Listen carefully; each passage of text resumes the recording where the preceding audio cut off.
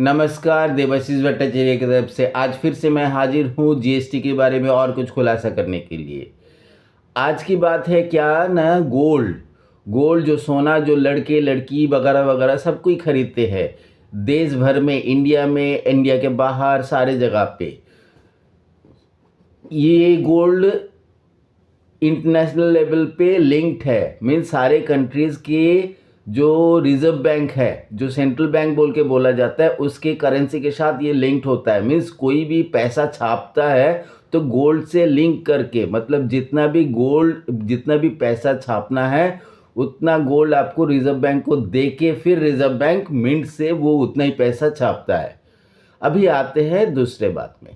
India में gold generally जितना generate होता है, मीन्स जितना गोल्ड माइंस है या जितना गोल्ड प्रोड्यूस होता है उससे ज़्यादा, मीन्स उससे कुछ काम नहीं चलता है, तो इंडिया को गोल्ड ऑर्नामेंट के लिए और बहुत सारी चीज़ों के लिए इंपोर्ट करना पड़ता है, ऑर्नामेंट के लिए मेनली। तो ये इंपोर्ट दो तरीके से होता है, एक लीगल एक इलीगल। इस देश में आप देखेंगे कि बहुत सारे टाइम पेपर में आ रहा है कि ये गोल्ड, इतना गोल्ड पकड़ा गया, आरपीएफ ने इतना गोल्ड ट्रेन में पकड़ा, कुछ दिन पहले ही आरपीएफ ने इतना गोल्ड पकड़ा, पुलिस ने इतना गोल्ड पकड़ा। ये सब वजह यही है कि वो सारे गोल्ड इलीगली ट्रांसपोर्ट हो रहा था, या तो नहीं तो लीगल प्रूफ दे के उसको छुड़वाना पड़ेगा।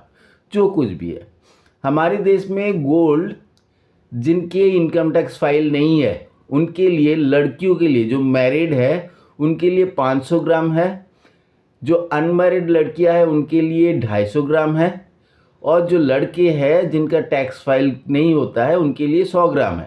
ये लिमिट सरकार ने करके रखा है। अभी जीएसटी में क्या है, जीएसटी में गोल्ड के ऊपर 3% टैक्स लगाया गया है। 3% टैक्स मतलब गोल्ड जितना यूज़ होगा, मान लीजिए कि 10 ग्राम गोल्ड यूज़ हो रहा है 50,000 की, एवरेज प्राइस पकड़ लेते हैं 50,000 की, तो 50,000 के ऊपर 3% है। ऊपर से बानी बोल के एक चीज़ है जो मैन्युफैक्चर मीन्स वो मेकिंग चार्जेस है 5%। तो ये 5% होने के बाद बहुत सारे वेंडर, मीन्स गहना कैसे बनता है, बड़े बड़े कंपनियां कैसे बनाते हैं, नहीं ना, वो जॉब वर्क देते हैं। जॉब वर्क में 5% बानी है।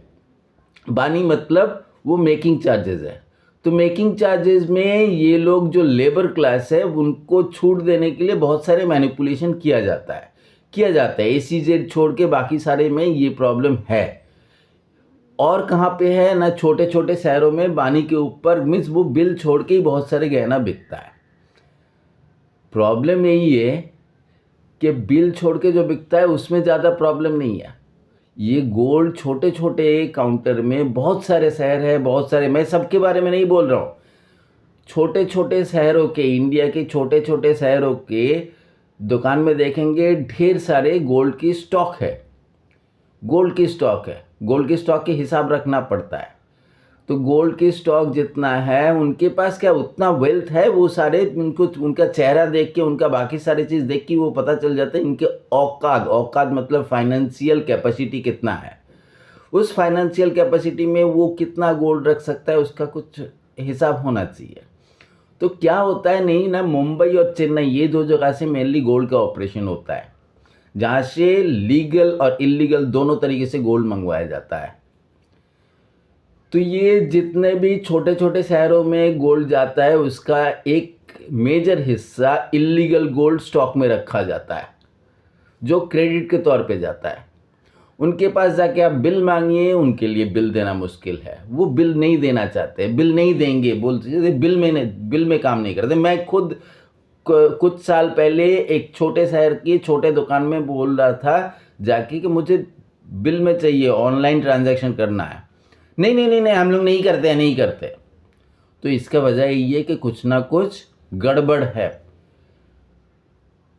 तीसरा और एक पॉइंट में आते हैं, गोल्ड लोन जो सबसे जेन्युइन है, क्योंकि मुथूट फाइनेंस, मन्नपुरम फाइनेंस ऐसे कंपनियां जो गोल्ड लोन देते हैं, वो जितना भी गोल्ड लेते हैं उनके स्टॉक में हर एक ब्रांचेस में जितना भी जाता है वो एंट्री होता है, और वो एंट्री का हिसाब आरबीआई के पास तुरंत जाता है, मीन्स डे एंड पे आरबीआई के पास वो नोटिफाइड हो जाता है कि इतना गोल्ड जा चुका है। तो ये इंटरेस्ट भी लेते हैं, आप इंटरेस्ट भरते हैं, व्यापारी लेते हैं, बहुत सारे लोग डिफरेंट वो सोशल कॉज है कि आपको पैसे की ज़रूरत है, आप गोल्ड स्टॉक करके रखे, तो आप उनको देख के गोल्ड लोन ले रहे हैं। तो ऑक्शन में कब जाता है, जब आप लोन का इंटरेस्ट पे नहीं कर पा रहे हो या प्रिंसिपल पे नहीं कर पा रहे हो, तब जाके ऑक्शन पे जाता है।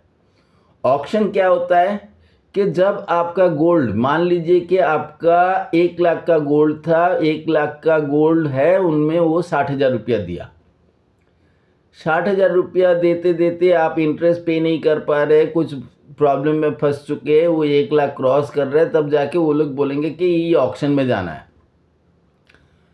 तो ऑक्शन में जाने के साथ साथ आप जाके वो हाथ जोड़ लेंगे कि साहब ये थोड़ा टाइम चाहिए, फिर 1 महीना 2 महीना दिया आपको, आप कोशिश करके कुछ किए, लेकिन जब आप फेल कर रहे हैं तब क्या होता है कि वो गोल्ड को सेल करते हैं। सेल करने के टाइम में उनके लिस्टेड, मीन्स वो बुला के, लिस्टेड मतलब वो ऑफिशियली हो या अनऑफिशियली हो, वो कुछ लोगों को बुला लेते हैं कि ये गोल्ड चेक कर लीजिए। तो जो 1 लाख का गोल्ड है उसके पीछे वो मुश्किल से 30,000 रुपया, 25,000 रुपया, 40,000 रुपया ऐसे ऑफर करते हैं। और वो गोल्ड जो जाता है वो पूरे के पूरे कैश में ट्रांजैक्शन होता है। वो पैसा मन्नपुरम के पास जब जाता है तो कैश में ट्रांजैक्शन होता है, पार्टी के पास जो जाता है, मन्नपुरम के पास तो जाता नहीं है, या जो कुछ भी है तो कैश में एंट्री होता है, और पार्टी के पास जो कुछ भी जाता है उसका कुछ हिसाब नहीं रहता है, या वो फंड ट्रांसफ़र हो जाता है। तो ये जो गोल्ड लेके जा रहे हैं वो क्या कच्चे कागज़ में लेके जा रहे हैं, पक्का कागज़ में लेके जा रहे हैं, उसका जीएसटी पे हो रहा है, क्या हो रहा है क्या नहीं हो रहा है, इसका डिटेल मेरे पास है नहीं, लेकिन दिस शुड बी ट्रैक्ड कि एक्चुअली क्या हो रहा है। जो लेके जा रहे हैं उनके जीएसटी नंबर है क्या, जो खरीद रहे हैं ऑर्नामेंटल गोल्ड मन्नपुरम के पास है या मुथुट के पास है या जिस किसी भी, मेरा 2 बार ऑक्शन में गया है लाइफ में, तो मुझे पता है कि मेरे सामने जो गोल्ड लेके चले गए, लेकिन ना कोई पेपर ना कुछ, ऐसे ही होता है। मैंने देखा जो, वही मैंने आपसे शेयर किया। तो ये लोग कौन लोग हैं जो आके 1 लाख की गोल्ड 30,000 बता रहे हैं? तो किसने ये गोल्ड बनाया था? 24 कैरेट का बनाया था, 18 कैरेट का बनाया था, 16 कैरेट का बनाया था, या क्या बनाया था? और ये जो मेकिंग चार्जेस के ऊपर छुपाने की बिजनेस है, मेकिंग चार्जेस के ऊपर छुपाने की बिजनेस, मैं बोल रहा हूँ बड़े शोरूम भी मेकिंग चार्जेस के ऊपर छुपाते हैं, क्योंकि उनके वेंडर बहुत सारे पैसा कमाते हैं जॉब वर्क करके, और वो जॉब वर्क का पैसा कुछ हद तक दिखाया जाता है, कुछ हद तक नहीं दिखाया जाता है। Who is going to track all those things? कोई ट्रैक करता है? मैंने एक बार एक पोस्ट किया था कोविड के टाइम कि बंगाल के पास सबको जाना पड़ेगा अगर बंगाल गवर्नमेंट, मैं नाम नहीं ले रहा हूँ, उनको पता है कि वो, अगर मेनली जितने भी जॉब वर्क होता है वो हावड़ा मीन्स बागनान से लेके घाटाल, ईस्ट मिदनापुर मीन्स हावड़ा और ईस्ट मिदनापुर डिस्ट्रिक्ट, ये 2 डिस्ट्रिक्ट से मेनली जॉब वर्कर्स आते हैं। मुंबई में आते हैं, चेन्नई में जाते हैं, रहते हैं, काम करते हैं। तो अगर वेस्ट बंगाल गवर्नमेंट कभी अगर ठान ले कि मुझे वहाँ पे मुंबई जैसे एसीजेड बना के बेचना है, मैं जॉब वर्क जितना भी है सबको बुला के मैं एसीजेड ही कर लूँगा, और जितने भी है गोल्ड सबको वहाँ पे ऑफिशियली लाना पड़ेगा, ऑफिशियली ट्रांजैक्शन होगा, मैं उन लोगों के लिए रहने की जगह दूंगा, सब कुछ दूंगा, तो फिर बोल सकते हैं कि जितने भी गोल्ड के बड़े व्यापारी है उनका हालत क्या होगा? पूरे जबरी बाजार देखेंगे खाली हो गया मुंबई का, वो सारे पांशकुड़ा और मेचेदा, हावड़ा, बागनान, वो सारे एरिया में सारे जाके बैठ गए, और ये जितने भी जबरी बाजार के बड़े व्यापारी है वो अपना पैसा लेके वहाँ पे पहुँच रहे हैं। मजबूर हो जाएंगे। ममता दीदी की गवर्नमेंट कभी अगर ये काम कर ले तो मुंबई शहर 2 दिन के अंदर खाली हो जाएगा। यहाँ पे लोग फ्लैट लेके बैठे हैं, सब कुछ लेके बैठे हैं, पैसा छुपाने के लिए बैठता है। बहुत सारे ऐसे हैं कि ढेर सारे पैसा कमाता है लेकिन पैसा छुपाते रहता है। Who is going to track all those things? Stamp duty में क्या सब कुछ चीज़ हो जाता है। स्टैम्प ड्यूटी की कमाई से बहुत सारी चीज़ है। मैं कोई सरकार की क्रिटिसिज्म नहीं कर रहा हूँ, मैं खाली जीएसटी डिपार्टमेंट को बोल रहा हूँ कि please track all this things, कुछ ना कुछ मिल जाएगा। ठीक है, आज के लिए इतना ही। इसके बारे में इससे ज़्यादा भी खुलासा करेंगे बाद में।